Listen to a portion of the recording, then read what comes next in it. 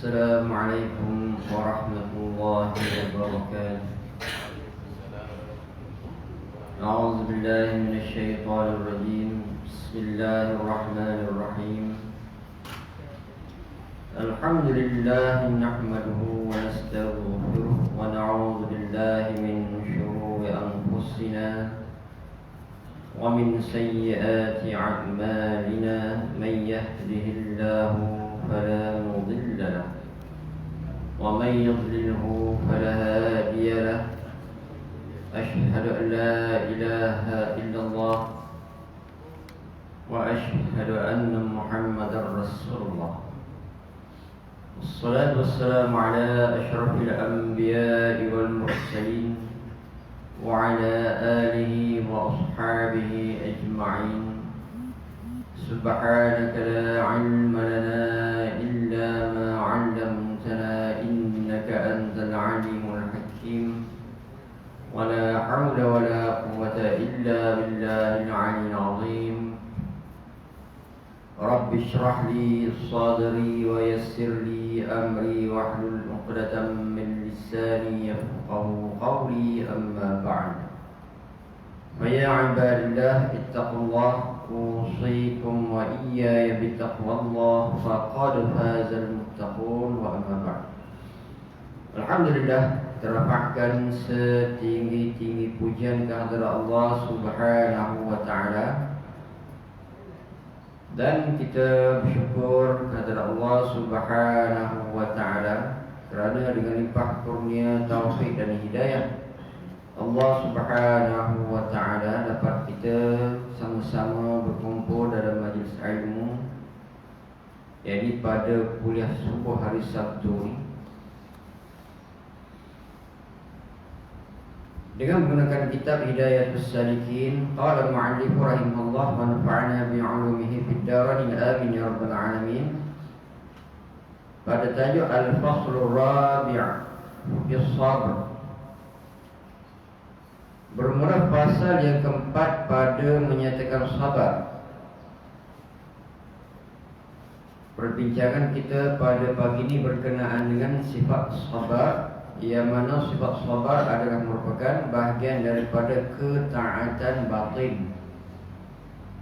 Ianya adalah merupakan sifat yang terpuji ataupun perangai yang terpuji yang dituntut oleh agama. Adapun sabar itu maka iaitu sifat kepujian yang dipuji oleh Allah Ta'ala di dalam Quran dengan beberapa ayat. Yang sifat sabar adalah merupakan sifat yang dipuji oleh Allah, yang mana kenyataan itu disebut oleh Allah Subhanahu wa taala di dalam Al-Quranul Karim. Yang ini bermaksud seseorang yang nak dirinya disayangi oleh Allah, naklah ada sifat sabar. Ini kita ulang, apabila seseorang itu ingin Allah Subhanahu wa ta'ala sayang kepada dia, naklah ada sifat sabar, naklah dia bersabar, dan berhimpun padanya segala kebajikan dunia dan akhirat. Di sebalik Allah Subhanahu wa ta'ala sayang kepada orang yang bersabar ataupun ada sifat sabar, yang mana sifat sabar ataupun kesabaran, perbuatan sabar itu adalah merupakan terhimpunnya segala kebajikan, sama ada berbentuk dunia dan juga akhirat. Yang ini pertama, sabar itu disukai, disayangi oleh Allah. Yang kedua, sabar itu berhimpun segala kebajikan di dalam kesabaran itu, sama ada kebajikan yang berbentuk dunia dan juga kebajikan yang berbentuk akhirat. Ini bermaksud seseorang yang ada sifat sabar ataupun bersabar, dia akan mendapat berbagai kebajikan masih di hidup, dan di hari akhirat nanti dia akan juga mendapat kebajikan yang ditetapkan, dijanjikan oleh Allah Subhanahu wa ta'ala dengan sabar, dengan sifat sabar, dengan perbuatan sabar masa dia hidup. Dan adalah Allah Ta'ala berfirman fasbiru innallaha ma'as sabirin, yang bermaksud artinya sabarkan oleh kamu kerana bahawasanya Allah Ta'ala itu serta orang yang sabar. Di dalam ayat ini Allah Subhanahu wa Ta'ala menyuruh fasbiru, hendaklah kamu semua sabar. Yang bermaksud sabar itu adalah suruhan daripada Allah. Ini adalah disebut sebagai fi'amar, suruhan, perintah daripada Allah. Apa disebut perintah di sini adalah perintah yang wajib untuk kita sabar. Dan apabila seorang itu sabar, innallaha ma'as sabirin, Allah sesungguhnya, taukid, kalimah taukid, Allah Ta'ala menetapkan dengan katanya innallaha ma'as sabirin, sesungguhnya Allah bersama dengan orang-orang yang sabar. Dan orang yang sabar, Allah Subhanahu wa Ta'ala akan bersamanya. Allah Ta'ala sayang kepada orang sabar. Setiap masa Allah Subhanahu wa Ta'ala melimpahkan rahmat kepada orang yang sabar. Dan firman Allah Ta'ala, ulaika alaihim salawatun min rabbihim wa rahmah wa ulaika humul muhtadun. Yang bermaksud bermula mereka itu yang sabar itu sabit, tetap atas mereka itu salawat daripada Allah Ta'ala, dan ampun daripada Allah Ta'ala dan rahmat daripadanya. Dan mereka itulah orang-orang yang dapat petunjuk daripada Allah Ta'ala. Dan ayat ini Allah Subhanahu wa Ta'ala menyebut, menerangkan ulaika alaihim, mereka-mereka ke atas mereka salawatun min rabbihim, salawat Allah dan juga rahmat. Maksud salawat di sini yakni rahmat daripada Allah ataupun keampunan daripada Allah Subhanahu wa Ta'ala, dan juga rahmat. Salawatun min rabbihim wa rahmah, yakni keampunan ke atas mereka dan juga rahmat daripada Allah Subhanahu wa Ta'ala. Wa ulaika humul muhtadun, dan mereka akan mendapat petunjuk daripada Allah Subhanahu wa Ta'ala. Ada 3 kelebihan orang sabar di sini, salawatun min rabbihim wa rahmah dan juga al-muhtadun. Ada 3 kelebihan yang Allah Subhanahu wa Ta'ala janjikan kepada orang sabar. Salawatun ini dimaksudkan dengan keampunan, wa rahmah itu makna rahmat daripada Allah. Al-muhtadun, orang yang sabar itu Allah Subhanahu wa Ta'ala himpunkan dalam kelompok orang-orang yang mendapat petunjuk daripada Allah. 3 kelebihan orang yang sabar.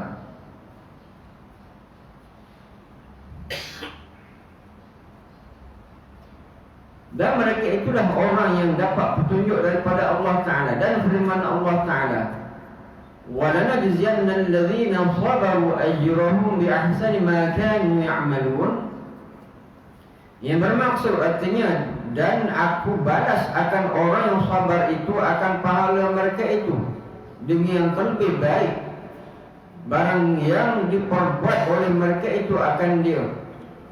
Dan juga janji Allah Subhanahu wa Ta'ala kepada orang yang sabar, Allah Subhanahu wa Ta'ala akan memberi ganjaran pahala yang lebih baik berbanding dengan susah payah dia sabar. Sabar itu adalah merupakan satu kesusahan. Sabar itu adalah merupakan satu kesulitan. Nak sabar, apabila Allah Ta'ala uji dengan satu musibah, kita sabar. Apabila Allah Subhanahu wa Ta'ala memberi harta, kita sabar untuk menggunakannya ke jalan Allah, sulit, berat. Walaupun sebegitu, orang yang menghadapi sabar itu dengan reda, maknanya dia beramal dengan sabar, menyebabkan dia sulit. Apabila diuji dengan satu musibah, untuk dia menyebut inna lillahi wa inna ilaihi raji'un, berat. Apabila Ta'ala beri kekayaan, kesenangan, kemewahan harta, dia sabar untuk menggunakan harta itu ke jalan yang Allah Ta'ala reda saja, berat. Sebab ramai orang yang dapat harta, dia boleh berpoya-poya, dia boleh enjoy dengan hartanya sesukanya. Tapi orang yang beriman dapat harta, dapat kekayaan, dia sabar untuk menggunakan harta itu ke jalan Allah. Sabar, sulit, berat. Dan kesan ataupun imbalan daripada kesabaran itu, Allah Subhanahu wa Ta'ala sebut ajrahum bighairi hisab.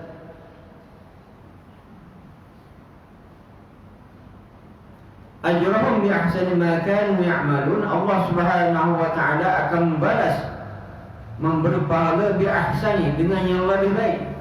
Maknanya bukan setakat baik saja, tetapi pahala bagi orang sabar itu bi ahsani, yang lebih baik. Dipanggil sebagai sighah mubalaghah, yakni bersangatan. Bukan setakat baik, balasan pahala bagi orang yang sabar ini bukan setakat baik saja, tapi Allah Ta'ala guna dengan sighah mubalaghah, bersangatan. Maknanya tidak tergambar oleh kita pahala bagi orang yang bersabar itu.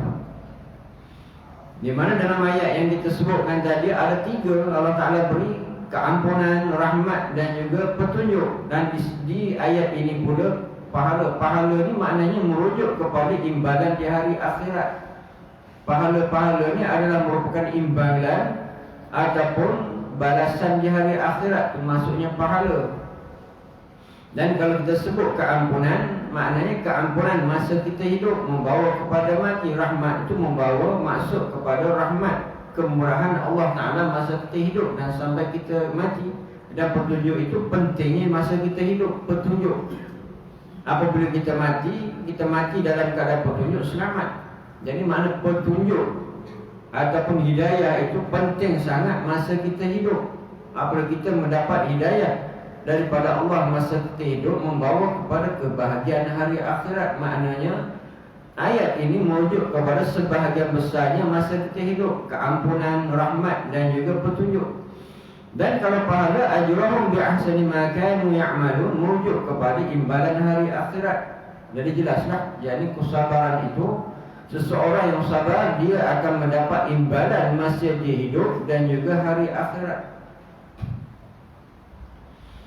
Hidayah, apa yang dimaksudkan hidayah? Kita biasa dengar hidayah taufik wal hidayah, taufik dan hidayah, 2 perkataan.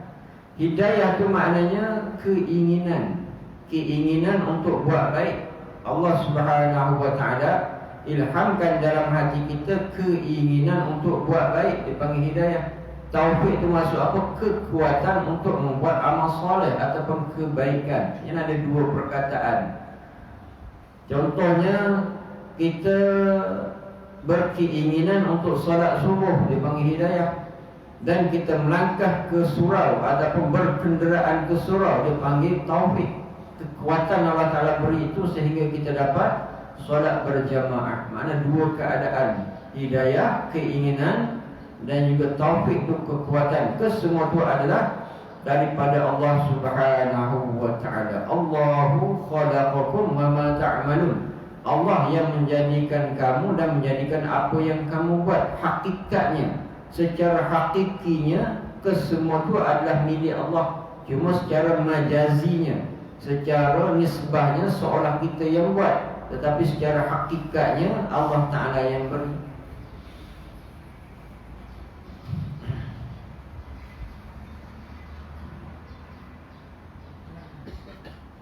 Di mana ilham Allah Ta'ala sebut fa'allahamaha fujuraha wa taqwaha. Yani Allah Subhanahu wa ta'ala memberi ilham satu daripadanya untuk buat takwa. Ilham itulah dipanggil sebagai hidayah. Seseorang yang ada dalam dirinya potensi kebaikan, maknanya di dalam diri dia ni dikekalkan di atas ketaatan kepada Allah, berusaha untuk taat kepada Allah. Di situlah potensi itulah penting untuk dia mendapat hidayah daripada Allah. Keinginan untuk buat amal yang soleh. Dan apabila ditetapkan keinginan untuk beramal, Allah Subhanahu wa ta'ala memberi taufik, kekuatan untuk dia untuk melakukan amal yang soleh. Apabila kita sebelum tidur kita niat nak bangun solat tahajud malam, maknanya niat. Satu perkara niat, innamal a'malu binniyat. Yang setiap amalan itu dia bergantung dengan niat. Wa innama likulli imri'in ma nawa. Dan bagi seorang itu apa yang dia niatkan. Satu, niat itu berkenaan dengan amali. Yang kedua, dalam hadis itu berkenaan dengan keikhlasan ataupun sifat hati. Dan apabila satu orang yang dia niat untuk bangkit malam ataupun untuk solat tahajud, maknanya sudah ada satu keinginan. Dan itulah Allah Subhanahu wa taala salurkan hidayah. Dan apabila bangun, apabila pagi, Allah Ta'ala beri kekuatan bagi dia untuk solat tahajud, makna dia sudah mendapat satu kekuatan untuk dia solat tahajud. Orang yang begini, orang yang di dalam lingkungan rahmat Allah, mana orang yang mendapat kasih sayang daripada Allah. Sebab potensi dalam hidupnya, potensi untuk melakukan amal yang soleh, potensi dalam dirinya untuk melakukan ketaatan kepada Allah. Potensi itu penting untuk kita ada. Jadi kita kena ada dalam diri kita ni keinginan-keinginan untuk beramal soleh. Kita kena ada dalam diri kita ni keinginan-keinginan untuk taat kepada Allah. Dan apabila ada potensi itulah, Allah Subhanahu wa taala akan sentiasa memberi hidayah kepada kita. Dan di antara amalan ataupun di antara sifat ataupun perilaku yang terpuji secara batin ini sabar. Potensi sabar yang ada dalam diri kita, itulah Allah Subhanahu wa taala memberi keampunan dan juga rahmat dan juga petunjuk. Dan di hari akhirat besok jelas Allah Taala sebut di sini ajrahum bi ahsani ma kanu ya'malun. Jadi Allah Subhanahu wa taala akan memberi pahala yang sangat baik, tersangat-sangat baik, sirah mubalaghah. Hasanan, daripada perkataan hasanan, apabila tambah alif di situ, dia menunjukkan kepada yang bersangatan ekstrim, sangat-sangat. Contoh kita panggil fadala. Fadala itu maksudnya utama lah. Kalau kita kata afdal, makna lebih utama.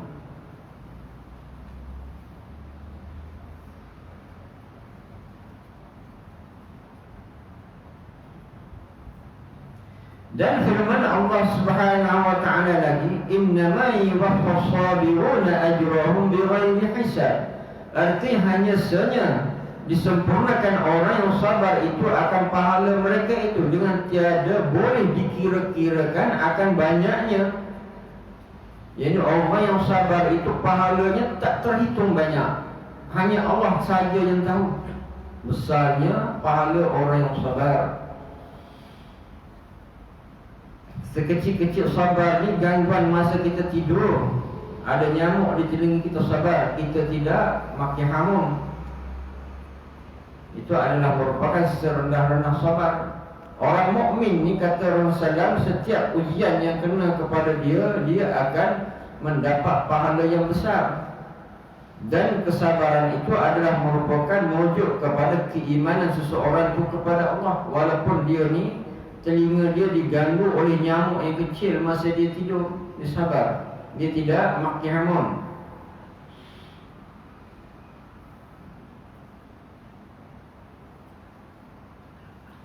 Dan firman Allah Ta'ala lagi, وَجَعَلْنَا مِنْهُمْ أَئِمَّةً يَهْدُونَ بِأَمْرِنَا لَمَّا صَبَرُوا. Yang bermaksud, dan aku jadikan daripada mereka itu akan beberapa imam yang memberi petunjuk. Mereka itu akan manusia dengan suruhku, tetapi kalau sabar mereka itu. Dan dalam ayat ini pula berkenaan dengan sabar, Allah Subhanahu wa taala akan datangkan mereka-mereka yang memberi petunjuk kepada orang sabar. Apabila ada dalam diri kita kesabaran, yakni Allah Subhanahu wa taala akan memberi satu petunjuk yang khusus. Ada orang-orang yang dekat dengan kita sentiasa mendidik kita agar kita sabar. Orang-orang yang sentiasa mendidik kita agar kita duduk di atas jalan petunjuk. Dengan sebab apa? Dengan kunci sabar. Apabila kita ada sabar dalam diri kita, bukan setakat Allah Subhanahu wa taala beri ilham kepada kita untuk melakukan amal yang baik, ataupun bukan setakat Allah Subhanahu wa taala beri ilham kepada kita untuk patuh kepada Allah. Allah Subhanahu wa taala akan datangkan mereka-mereka yang akan sentiasa mengajak kita agar melakukan ketaatan kepada Allah. Makna bukan setakat ilham kepada hati kita, tetapi secara zahir Allah Subhanahu wa taala akan mengadakan bagi kita ni mereka-mereka yang sentiasa mengajak, menyuruh, mendorong kita untuk melakukan ketaatan kepada Allah. Mana bukan setakat suluhan dalam hati kita, tetapi secara zahir akan ada mereka-mereka yang dekat dengan kita untuk mengajak kita buat kebaikan ini. Kelebihan orang yang sabar, banyak sungguhlah, maknanya banyak sangat kelebihan dengan sebab apa? Dengan sifat sabar. Dan sabda Nabi sallallahu alaihi wasallam, as-sabru nisful iman. Artinya bermula sabar itu setengah iman. Dan sabda Nabi sallallahu alaihi wasallam, dan sabar itu sebahagian daripada iman. Maknanya kalau orang tidak sabar, sebahagian iman hilang. Jadi sebahagian iman itu, sebahagian iman yang ada dalam diri kita itu adalah dengan sabar. Dan kalau seorang itu tidak sabar, maknanya sebahagian iman dalam dirinya hilang. Dan sabda Nabi sallallahu alaihi wasallam, as-sabru kanzun min kunuzil jannah. Artinya bermula sabar itu iaitu satu perbendaharaan daripada beberapa perbendaharaan syurga. Dan dalam hadis ini pula, orang yang sabar ataupun kesabaran itu adalah merupakan perbendaharaan, khazanah daripada beberapa khazanah ataupun perbendaharaan syurga. Maknanya syurga ni ada berbagai-bagai khazanah, ada berbagai-bagai himpunan harta. Syurga ni masuk, kita boleh faham khazanah ataupun perbendaharaan ni mana tempat menyimpan sesuatu yang bernilai. Khazanah sama ada simpanan tu harta ataupun manuskrip yang bernilai contoh. Dan syurga ni adalah merupakan tempat menyimpan yang benar-benar mahal. Perkara yang mahal dalam syurga ni adalah sabar. Seseorang yang nak masuk syurga mesti ada sabar. Sebab dalam syurga tu tempat orang yang sabar, khazanah kesabaran. Dan ini maknanya kalau orang tidak sabar, balik pada hadis tadi, sebahagian iman dia tidak ada. Dan orang yang tidak beriman ni makna tak akan masuk syurga. Secara zahir kita fikir macam tu lah. Sebab kunci syurga ni adalah amal dan juga iman. Sebagaimana Allah Subhanahu wa taala sebut, wa basyiril ladzina amanu wa 'amilus shalihat anna lahum jannatin tajri min tahtiha al-anhar. Kabarkanlah kabar gembira bagi orang yang beriman dan beramal saleh, bagi mereka syurga yang bawahnya ada sungai. Maknanya nak masuk syurga ni kuncinya iman dan juga amal saleh. Seseorang tidak sabar berdasarkan pada zahir hadis itu, sebahagian iman tidak ada. Sedangkan nak masuk syurga mesti ada iman. Berat nak sabar ni sebenarnya pun. Dan kerana itulah mahal. Kerana itu amat mahal, dia punya balasannya sangat mahal. Sebab sabar tu senang sebut sabara saja, tetapi nak amalkan itu.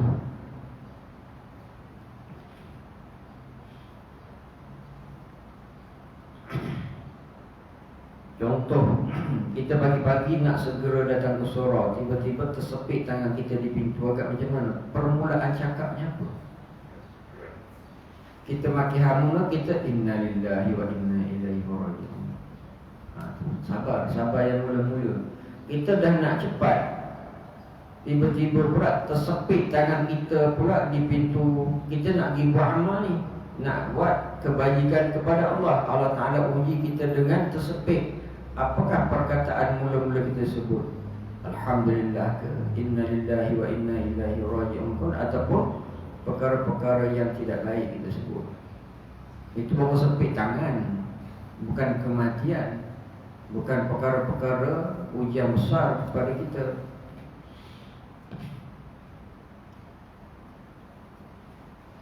Kita nak pergi ke sunat solat subuh, start motor hidup, kempis pula tayar, agak apa kita cakap. Kita Alhamdulillah, ambil kunci kereta pula, tengok minyak kereta pula tak ada lah pula. Apa kita nak sebut di waktu itu? Mana sabar? Sabar tu makna titik pertama ujian tu, itu sabar. Sabar tu titik yang mula-mula tu. Kalau kita dah reda, kita dah cakap bukan-bukan dan kita reda, begitu kita sabar, itu belum sabar. Sabar tu titik mula-mula tu. Kalau kita dah makin hamun bagai, lepas tu kita sabar. Maknanya belum sabar. Itu titik mula-mula tu, itulah ujian kesabaran. Sabar ni senang, sabara, tetapi nak amalkan tu yang berat. Kerana itulah pahalanya amat besar. Itu dalam perkara yang amat simple. Contoh yang simple, kalau kita diuji dengan kematian ataupun kehilangan harta yang banyak, sama ada dengan apa saja, itu yang lebih besar. Kalau yang sekecil pun yang tak mampu kita sabar, apatah lagi yang besar. Syahdan, saksikanlah bermula hakikat, yakni kebenaran sabar itu, iaitu menahan diri daripada marah atas sesuatu yang tiada disukainya, dan menahan lidah daripada mengadukan kepada yang lain daripada Allah Ta'ala. Ini sabar hakikat. Apa yang dimaksud dengan sabar itu? Menahan diri daripada marah. Sabar itu apa hakikatnya? Tahan diri daripada marah. Mula-mula tahan hati daripada marah.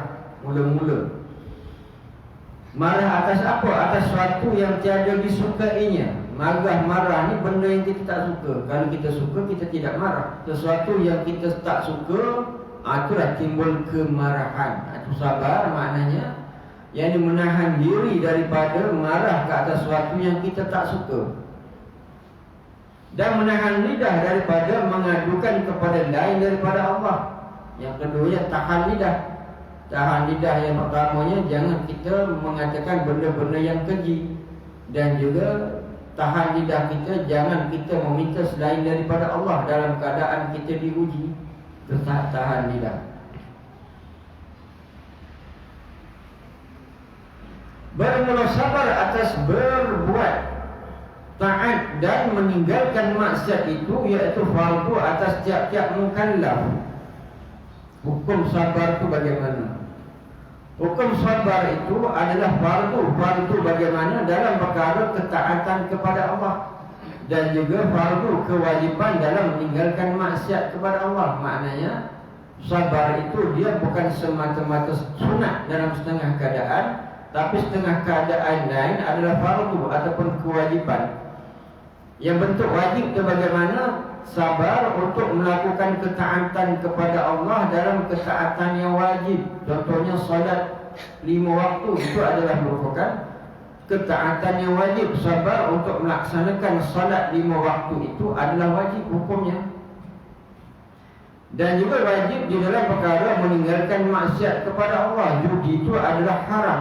Meninggalkan perbuatan judi itu adalah wajib. Sabar di dalam meninggalkan perbuatan judi yang setengah orang suka itu adalah wajib. Maknanya kesabaran itu kadang jadi sunat, kadang kesabaran itu adalah wajib dalam perkara yang memang ketaatannya wajib untuk kita buat, dan juga kesabaran dalam perkara yang wajib untuk kita tinggalkan sebab maksiat kepada Allah. Sabar untuk tinggal walaupun kita suka.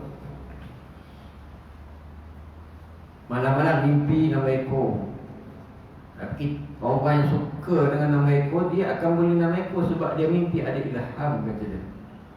Tapi dia sabar untuk tidak beli sebab taat kepada Allah. Makna sabar itu wajib dalam perkara maksiat, meninggalkan maksiat.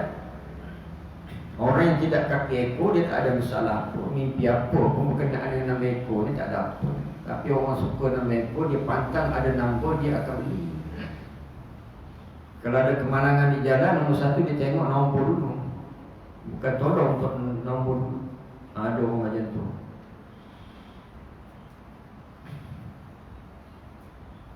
Jadi orang yang kaki ekor ni memang payah nak tinggal juga lah. Ramai orang-orang yang jumpa kita macam mana, kata nombor ekor tu judi haram, tinggal lah. Nak macam mana, tak ada alasan untuk kita buat. Walaupun satu orang yang suka sangat pun, dia jadi macam hantu. Hantu macam mana? Dia ada ilham, nombor ilham tu daripada siapa? Dalam maksiat tu ilham bukan daripada Allah, daripada syaitan. Ada satu tempat saya solat Jumaat, Lepas solat Jumaat tu dengan songkok-songkoknya masuk ke depo. Mungkin tengah solat Jumaat tu dia dapat ilham kot. Mungkin masa imam baca khutbah dia dapat ilham kot. Dia kira-kira ini khutbah dia campur ni dapat nombor. Bukan orang kreatif. Dia tengok, ya Allah, dengan songkok-songkok kita laju, ingat ke laju nak ke mana? Rupanya nak beli 6 ekor. Ada satu tempat tu tak jauh daripada masjid, kedai 6 ekor. Maintenance tu ada kat situ. Laju dengan songkok-songkok hari Jumaat. Astagfirullah. Tak boleh nak gambarkan. Dan benda tu dia jadi sebagai satu penyakit lah. Penyakit judi, tetap judi. Walaupun RM1, walaupun 50 sen, judi adalah judi. Judi adalah merupakan dosa besar. Meninggalkan perbuatan judi itu adalah wajib. Sabar untuk tidak berjudi itu adalah wajib. Walaupun RM1, walaupun 50 sen, walaupun 10 sen, apa saja kaitan dengan judi adalah dosa besar. Tidak berbaloi lah maknanya. Kalau satu orang tu dia guna RM1 dia untuk berjudi, tak berbaloi dengan kena bakar dengan api neraka Allah dengan sebab RM1. Dan demikian lagi sabar atas bala dan segala kesakitan itu fardu atas tiap-tiap orang yang mukallaf.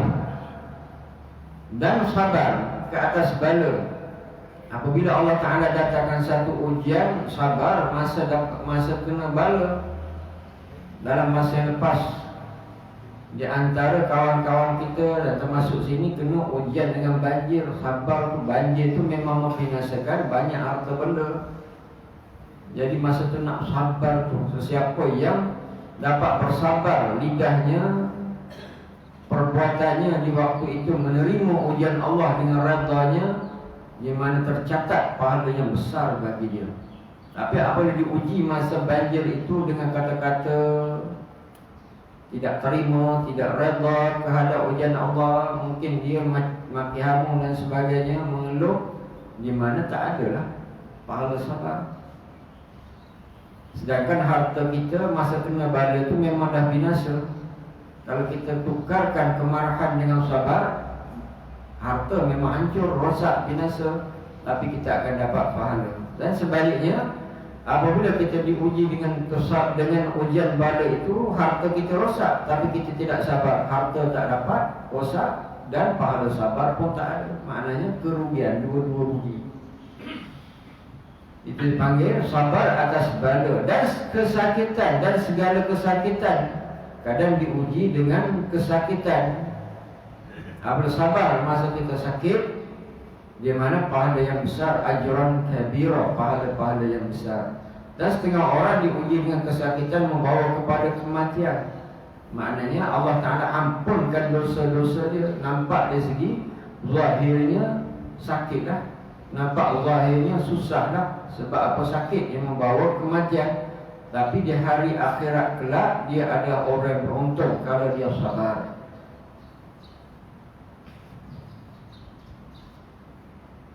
Dan segala kesakitan itu fardu atas tiap-tiap orang yang mukallaf.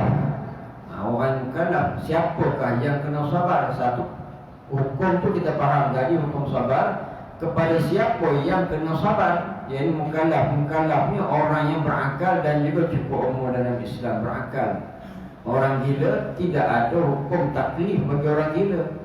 Orang tak gila lah, orang siuman, orang yang ada akal, di mana wajib sabar. Dan syarat yang keduanya cukup umur. Kanak-kanak kalau dia tak sabar tak ada masalah. Kanak-kanak, orang yang sudah baligh dan akal yang penuh, yang sempurna, terkena hukum taklif, wajib untuk dia sabar dalam perkara yang ditetapkan oleh Allah.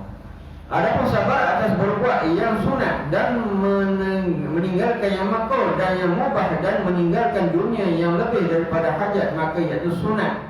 Ada juga sabar dalam perkara yang sunat, hukum sunat. Contohnya bersedekah. Sedekah itu adalah merupakan amalan sunat. Kalau zakat itu adalah amalan wajib. Jadi bersabar untuk kita menghulurkan sedekah, maknanya sabar dalam keadaan hukum sunat.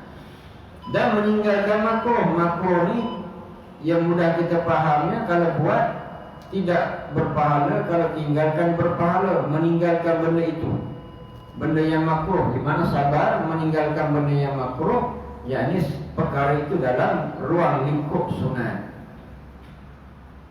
Dan yang mubah, mubah ni maksudnya harus, jaiz ataupun mubah. Contoh apa? Makan. Makan tu adalah harus. Makan berlebihan. Meninggalkan makan berlebihan tu adalah pahala yang sunat.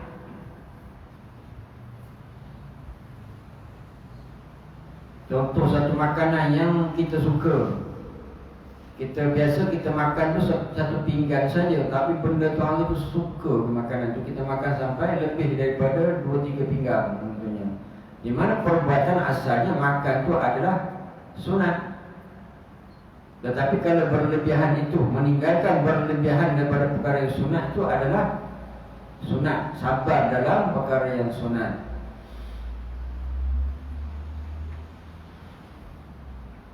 Dan meninggalkan dunia lebih daripada hajat, maka iaitu sunat. Begitu juga meninggalkan dunia pada perkara yang lebih daripada hajat itu adalah sunat. Dan demikian lagi sabar atas membalas akan seorang yang menyakiti akan dikau atau menzalimi akan dikau, iaitu sunat.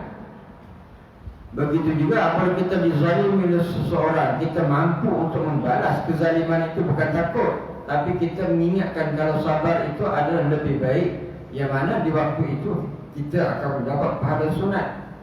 Orang yang nak sakit kita, menzalimi kita, dalam keadaan itu ada dua keadaan. Satu, kita tak mampu nak buat, tak berani, ataupun kita boleh buat tapi kita sabar, yang mana itu adalah sabar yang sunat. Dan pahala demikian itu amat besar, seperti firman Allah Ta'ala, innama yuwaffas sabiruna ajrahum bighairi hisab. Artinya hanya saja sesungguhnya disempurnakan akan orang yang sabar itu akan pahala mereka itu dengan tiada dapat dikira-kira. Ini adalah merupakan maksud daripada ayat yang kita baca tadi, yakni orang yang diuji dengan kesabaran, orang yang dizalimi tapi dia mampu membalas tapi dia sabar. Orang yang macam ni akan diberi pahala yang banyak kepada dia. Bermula sabar itu 3 martabat. Sabar itu ada 3 peringkat, 3 kedudukan. Pertama, sabar orang yang awam, yakni kebanyakan manusia, iaitu menahan atas segala kesusahan dan kesakitan yang diperlakukan akan dia oleh Allah Ta'ala daripada segala hukumnya, kerana ia menilik akan thawabun, yang sabar yang disebutkan Allah Ta'ala di dalam Quran. Dan demikian lagi sabar atas berbuat taat dan menjauh akan maksiat kerana hendak pahalanya dan takut akan seksanya. Dan kedua, sabar orang yang murid. Sabar peringkat yang pertama ni, sabar kita bersabar di mana untuk dapat pahala, tu peringkat yang pertama. Dah okey dah, sabar tu okey, tapi dalam dirinya sabar ni dapat pahala, dipanggil sebagai orang yang peringkat pertama. Kita cepat-cepat. Yang kedua, sabar peringkat yang kedua, sabar muridin. Dia ada 3 peringkat, yakni muridin, salikin dan juga arifin. Golongan-golongan inilah, yakni 3 golongan yang berjalan secara rohani kepada Allah. Muridin, salikin dan juga arifin. Peringkat yang kedua ni, peringkat yang kedua, muridin, telah ringan dalam hatinya mereka itu atas segala kesusahan dan kesakitan yang demikian itu, kerana menilik mereka itu dengan mata hati mereka itu akan suatu yang datang kepadanya itu semuanya itu daripada Allah Ta'ala. Maka ketika itu tiada susah ia meninggalkan akan sekalian yang demikian itu, dan tiada menilik mereka itu akan pahalanya, dan tiada menilik akan takut akan seksa, dan hanya saja sesungguhnya ianya semata-mata mengikut suruh daripada Allah Ta'ala yang tersebut di dalam firman Allah dengan firman-Nya, fasbiru innallaha ma'as sabirin. Artinya sabar oleh kamu bahawasanya Allah Ta'ala serta orang-orang sabar. Yang kedua, muridin. Muridin ini dia bersabar bukan sebab pahalanya, dia bersabar bukan sebab takut neraka Allah, tidak, tetapi dia melihat apa yang berlaku itu adalah merupakan perbuatan Allah. apabila dia diuji dengan satu musibah, ya, dia melihat musibah itu adalah merupakan daripada Allah. Dia melihat qudrah Allah di situ, dia melihat iradah Allah di situ.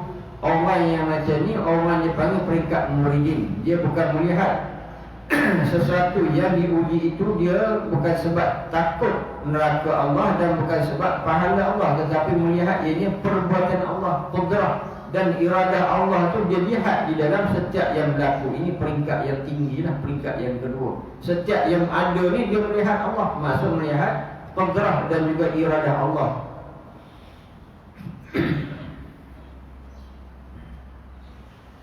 Qudrah itu apa? Maksudnya menjadikan. Yang qudrah itu sifat.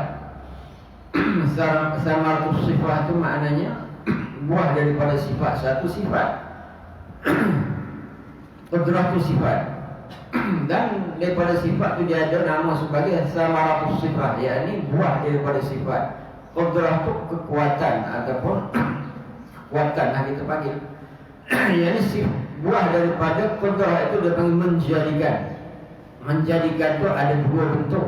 Satu ada ijad ataupun ijad. Ijad itu maknanya menjadikan daripada ada yang tidak ada kepada ada, dan i'dam itu maknanya meniadakan apa yang ada kepada tiada. Yang ada dua bentuk daripada qudrah. Ini itu kena belajar dalam ilmu akidah. Jadi maksud yang di sini,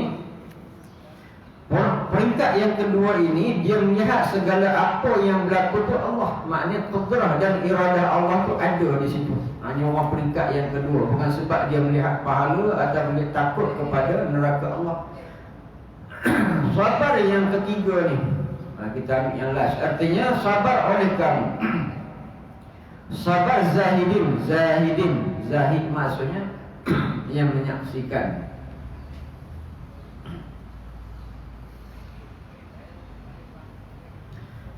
Sabar zahidin dan salikin, iaitu sabar atas segala hukum Allah Ta'ala. Zahid maknanya zuhud, dan juga salikin. Salikin orang berjalan kepada Allah, iaitu sabar atas segala hukum Allah Ta'ala yang datang atas mereka itu serta berlepas mereka itu daripada ikhtiar dan tadbir mereka itu, kerana mereka itu telah melihat akan bahawanya sekalian yang demikian itu daripada ikhtiar Allah Ta'ala dan tadbirnya yang di dalam azali, yakni dalam Lauh Mahfuz, iaitu boleh berubah-ubah, dan jika datang bala atas mereka itu atau sakit, maka iaitu telah tersurat pada Lauh Mahfuz, tiada boleh berubah-ubah, padahal hati mereka itu sama-sama rada akan segala yang dihukumkan akan Allah Ta'ala baginya. Dan jika ada pada zahir badannya itu merasa susah dan sakit sekalipun, tetapi hanya hati mereka itu reda akan Allah Ta'ala dan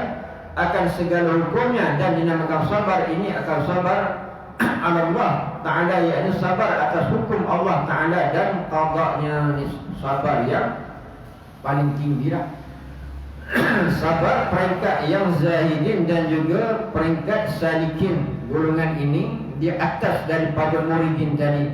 Peringkat muridin tadi dia bukan melihat pahala dan bukan takut kepada azab Allah, tetapi melihat kepada qadrah dan juga iradah Allah. Yang ketiga ini, iaitu orang yang melihat kesemua itu daripada tadbir Allah, daripada azali lagi, mana tingkat lagi tinggi, di mana apabila kita nisbahkan kepada Allah, semua yang ada pada Allah sama ada zat dan sifat itu adalah qadim, yakni azali. Dan orang peringkat ini dia bukan melihat qadrah dan juga iradah sahaja, tetapi lebih daripada itu, ni kesemua itu adalah berbentuk azali. Perancangan Allah Subhanahu Wa Taala daripada azali, yang Allah Ta'ala himpunkan perancangan itu di dalam Lauh Mahfuz. Ini peringkat yang lebih tinggi. Maknanya penyaksian dalam dirinya itu adalah tentang zat dan sifat Allah itu yang qadim, yang azali, dan semua perbuatan Allah itu adalah qadim, dan kesemua itu Allah Subhanahu Wa Ta'ala himpunkan perancangan Allah itu di dalam Lauh Mahfuz.